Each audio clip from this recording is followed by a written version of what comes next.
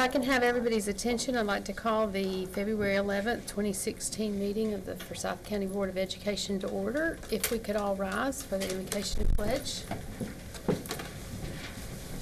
Could you just have a moment of silent reflection, please?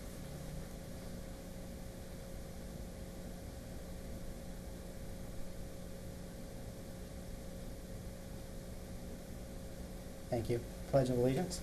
I pledge allegiance to the flag of the United States of America and to the republic for which it stands, one nation, under God, indivisible, with liberty and justice for all. Okay, we have before us an agenda. Do I have a motion to approve? So moved. Second. A motion by Nancy and a second by Kristin. All in favor? Unanimous. And first we have presentation and discussion items and a construction update with Mr. Tom Winning. How are you? Good afternoon. Good afternoon.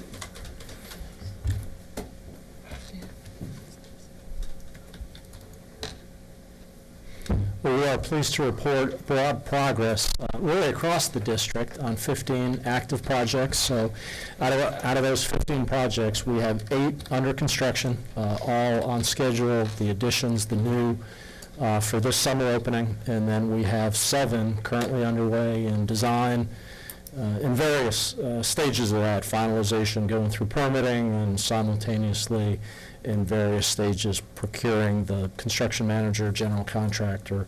So really those are the phase 2 projects.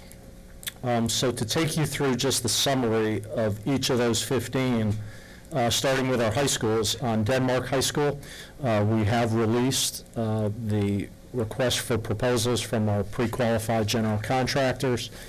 Pre-proposal conference scheduled for later this month.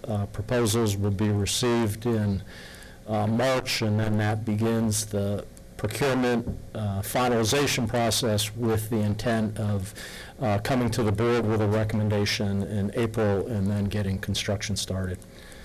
Simultaneously with that design, we're finalizing design on West Forsyth High School, and that will be complete in March with building procurement in April.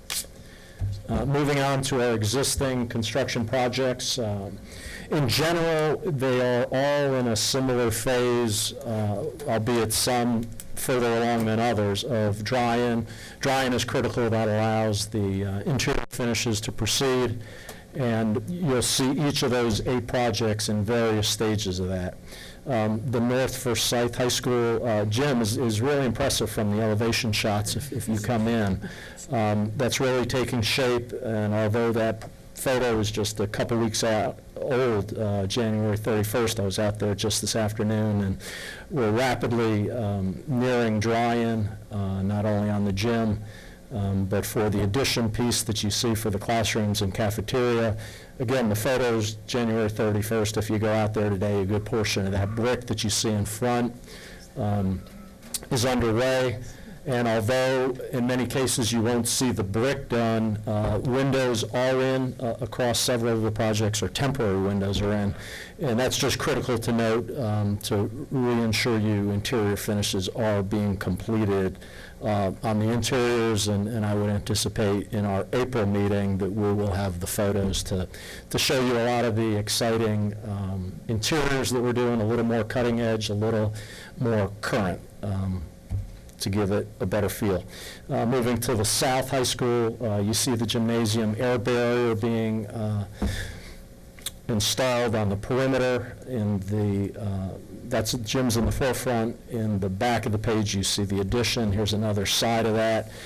So while you see it tarped in and roofed, that is dried in, so mechanical, electrical, plumbing rough in for the ceilings is complete, and finishes have just begun.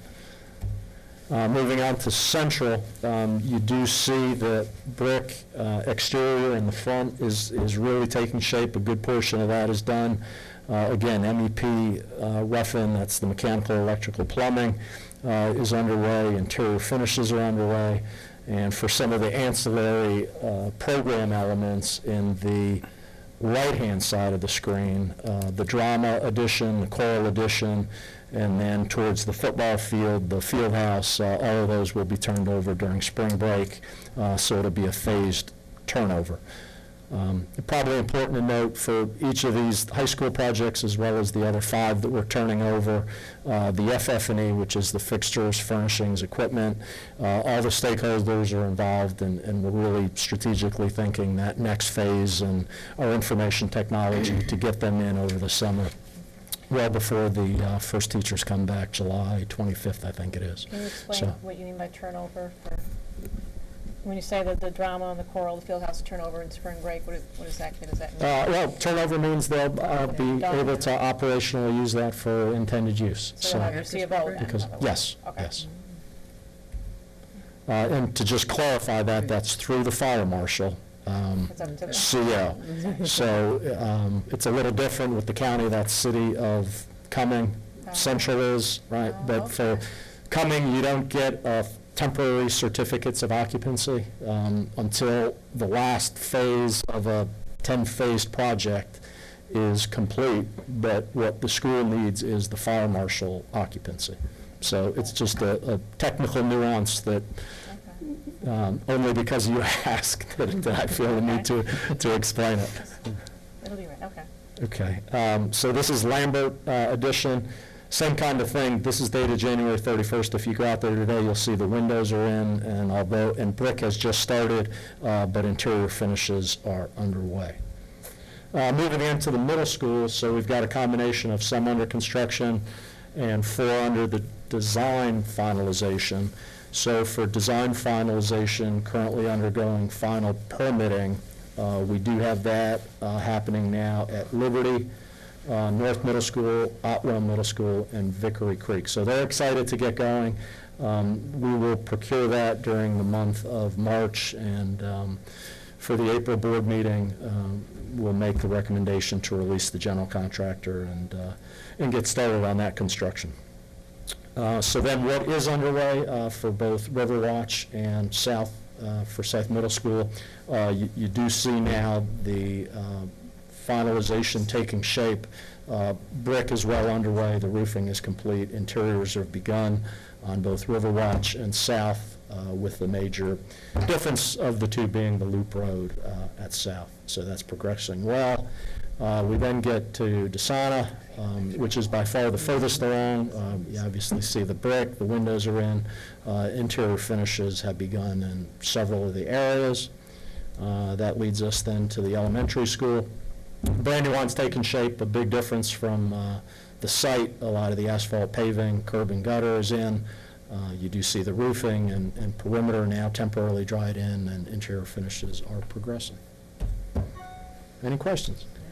I was at a LSC last week, and they were very complimentary with how the staff and the people at the school have all been involved in all the phases to you and Bill, that you're taking into consideration the people that are there every day, what they need, and they really were bragging on y'all and appreciate that, so I thought I would pass it on. Well, thanks. There's obviously, 100 people besides Bill and I involved, but everybody's been great to work with. We try to. Somebody's asking them, do you think we need this, or do we need it? Because sometimes, if you're not in the building every day, you think you need one thing and you need something else. So I think they're very appreciative that we're getting the most for our money, because we're really listening to what's going on in the buildings. Thank you. Thank you.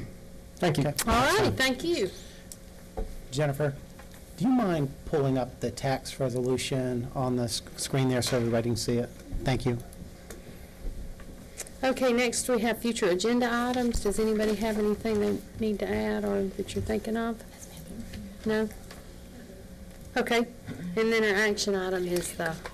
Okay, I just wanted to speak to this while Jennifer pulls it up on the screen. This is a conversation we've been having now for well over a year, excuse me, around senior exemptions. Mike Evans is here this afternoon. Mike did a lot of research for the board, collected a lot of information, gave that to you several months ago. We've been having ongoing conversations with our legislative delegation about the loopholes that are currently in existence. And what I wanted to do tonight First of all, I want to thank, we had several board members involved in putting this together and drafting it, and then, of course, Jennifer helped revise it, and then Nancy added some edits as well. And so we have a resolution in front of you. Since Tom is not here tonight, I'd like to just discuss it tonight, make sure it looks the way you want it to look, that it's saying the things we want to, the message we want to convey to our delegation. And then next week, when Tom returns, actually have the vote on the resolution. We will get it to our delegation. My understanding is, as long as they have it by the end of this month, that should give them enough time to do what they need to do to move it forward. So, did I stall long enough for you to find it? No, it's there. Okay. I don't know any jokes, and I'm not a very good joke teller, so. Anyway, I know board members, you have it in front of you. Just any comments that you might have? Yeah, till she brings it up. Sure. Come on or not, well. I think that, as Dr. Bearden said, that this has been an ongoing concern, but in the last year or so, I believe we lost over $19 million. We didn't lose it. We didn't, I guess, earn it, $19 million in senior exemptions. And going forward, if you look at the population in the country, that this is the senior population will be the largest. And we've had several senior areas rezoned for senior housing. So this is going to be a problem going forward, and we were looking at ways to be fair to all the taxpayers, and also to realize that many seniors are on fixed income, and that we need to recognize that. So this was a loophole that was found by Kristin, and I think that it certainly is something that needs to be discussed. Well, Mike Evans and his department we worked with the county assessor's office to combine their information with ours, and Mike Evans and his department spent a lot of time parsing through that and to come up with. And just looking at the numbers, like Ann mentioned, a lot of things have been zoned for new ones. In 1 year alone, the number of senior exemptions increased 13%, and the homestead exemptions for that are 28% of all of the homesteads. So it's a significant number, and if you look at just the number that went in the last 6 months of last year was another 250. So the word's out, they're going to continue to grow, so the loopholes will continue to increase with time as well. So this is something that people have been really concerned about for a long time, and I think we're finally addressing it. So. Do you want to explain in layman's terms what the loopholes are, the two things that we're addressing, Sure. so we don't have confusion? Right now, there's two that came up from looking at the data. In Forsyth County, if you're 65 years or older, you can get 100% senior exemption. There are some people in the county who are renting a portion of their home. Actually, technically, if you're renting out your home completely, then you should not be getting the homestead exemption, because the homestead exemption says that's your primary residence. We found in looking through the data that we had a lot of people that were renting out a portion of their home. So essentially they're making profit on the home, and they're not paying school taxes because they're exempt. So if there's children in the home and it's making profit, we have a lot of people who feel that that is not a fair use of the homestead exemption. The other one is a situation where the house has a homestead exemption for seniors, and again, there's children in the home, and it's just a matter of that's a lifestyle choice. So again, if it costs the system at this stage around $7,300 per student a year for us to educate, and if that household's not paying for the children that are living there, the rest of the people in the Somebody county have to else pay is, that's for it. right. So the money it has to come from somewhere.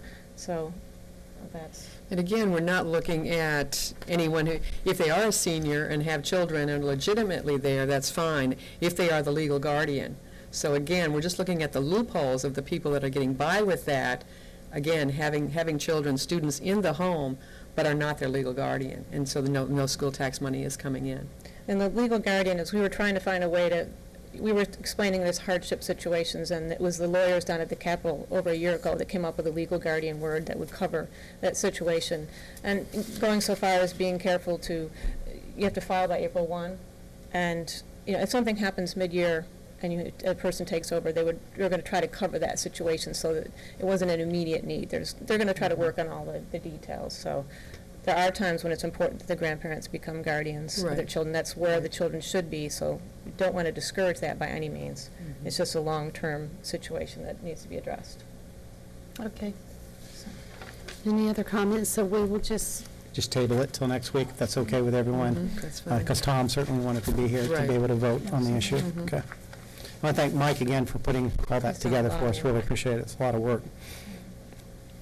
Okay, if we don't have anything else, do I have a motion to go into executive session for personnel? So moved. Second. A motion by Nancy and a second by Kristin. All in favor? Unanimous.